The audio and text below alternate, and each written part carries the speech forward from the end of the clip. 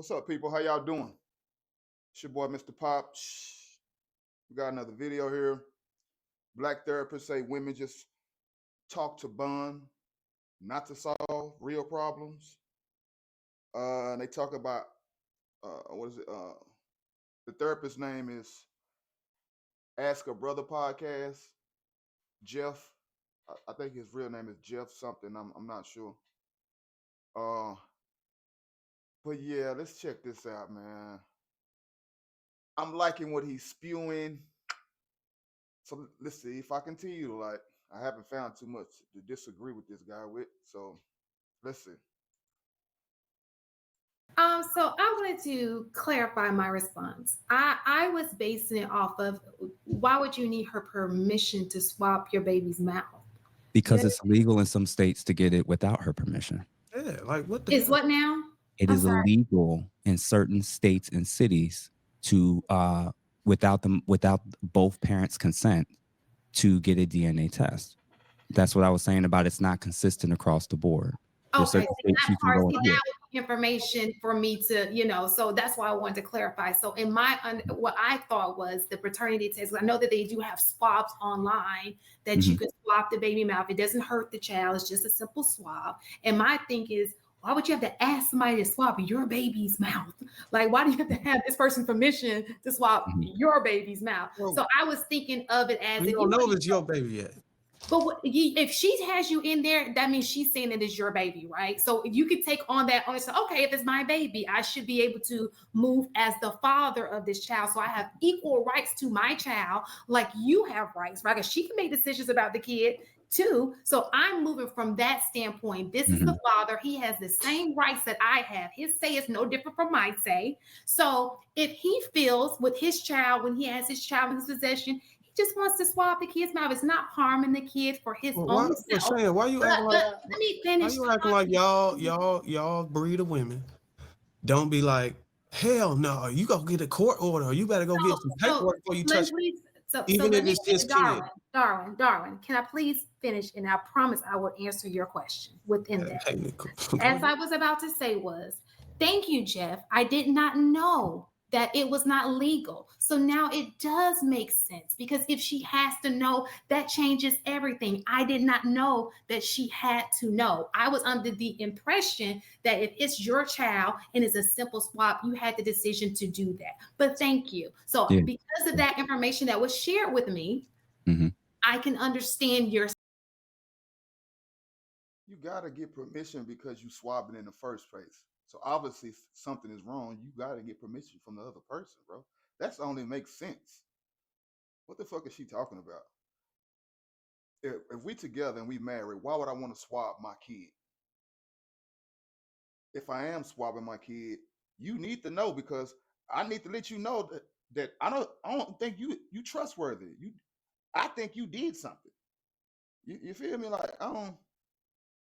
this is nuances. Stance on it. It's definitely based on the state and jurisdiction. And there's actually, I want to say a week ago, there was a bill. I have to find it. There was a bill that was trying to be introduced to ban paternity testing. So yeah, we are in an environment where things have so overcorrected and skewed. You now have a demographic of men that's feeling stuck because a huge percentage of the other half of the population either doesn't care, isn't interested, sees it as a benefit for them and doesn't want to give it up, or they're sympathetic, but they don't know the next logical steps of how can we kind of come beside you and kind of support you guys. So, would I be wrong? Would I be wrong if I said Shan is an example of the side that doesn't show interest in these particular things? Therefore, she didn't know that there was a law preventing the man from swabbing. I see you. Because of her position on these things in a biased way. We all have things that we don't know.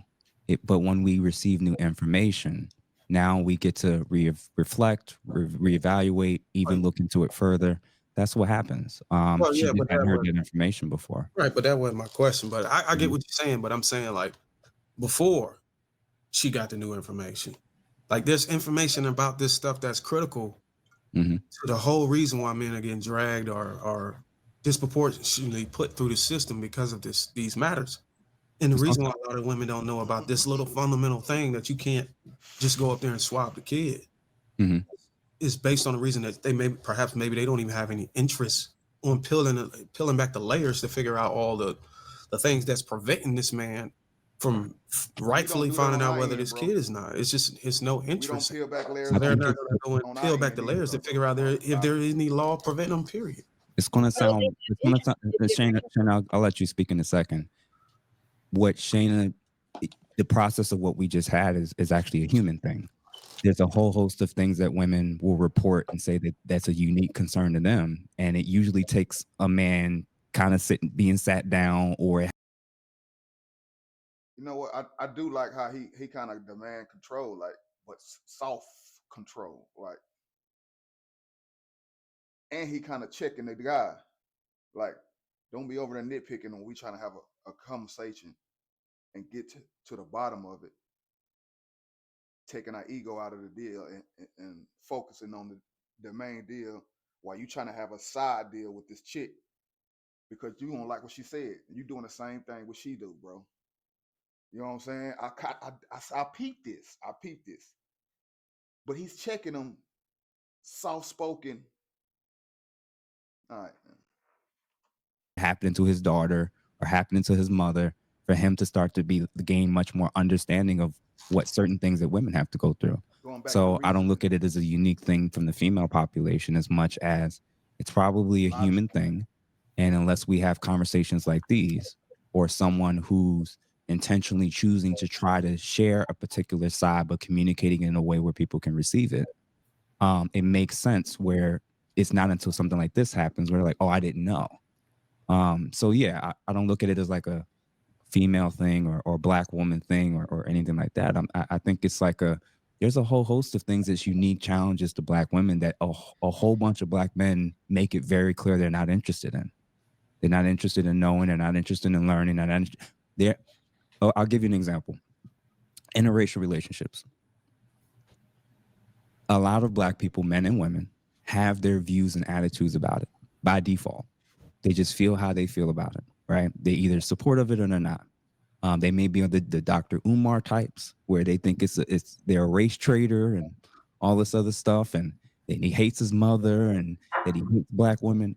And me, and other friends of mine who have dated all women of all over the place, it's always interesting to hear how people talk about something they've never done and never been a part of. And they just have these certain assumptions. And then when we sit down, when we talk, and they start, yo, you dated a Belarusian before? Yo, you dated a Brazilian? Oh, okay. Well, what was going on with that? Didn't hate black women. Don't hate my mom. Got a great relationship. She was just here 2 days ago. Like, and what you realize is like once we have those breakdown conversations and those walls come down, people's perspectives change.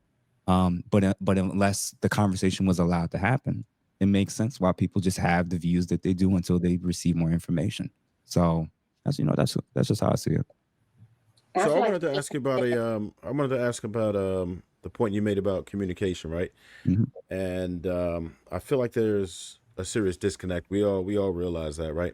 So in your opinion, what do you think that men could possibly be doing wrong, and vice versa, of course, to why we always miss each other? Why we can't have a civil conversation sometimes? Why don't we come to a conclusion? Why can't we come to solutions? What are we missing? Well, okay. So for starters, with women, they struggle with trying to project the way in which they relate with each other onto the men that they're talking to and trying to do life with.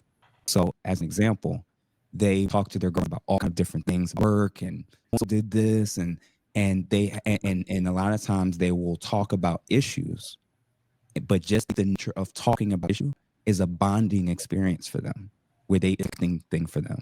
Them bringing up. Oh my God, this nigga just hit the nail in the coffin.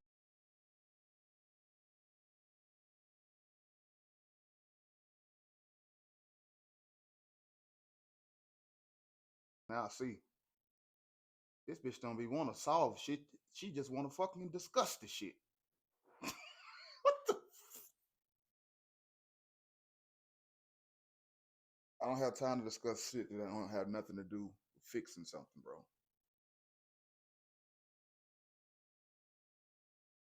My bond is being around you. Fucking women. You gotta love them. I just learned something with this fucker that's on my face. You gotta love them, man. Issues and talking about problems with your girlfriends is not usually about bringing it up so that you can help give me an answer to solve it. Men's way of communicating is the opposite. If I'm actually bringing something up, it's solely for the purpose of how I need help with resolving this. Women feel better talking about the situation, and sometimes it will often kind of work itself out. Men, if they are going to bring it up, it's because they want an answer.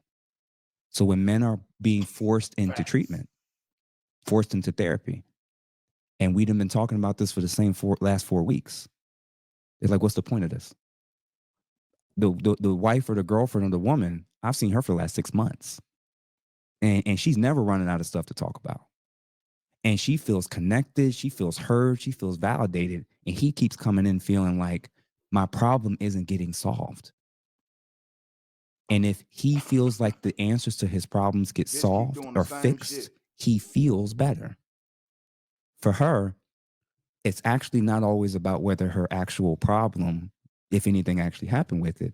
It's about when I'm talking about it, can you at least understand how I'm feeling in this moment?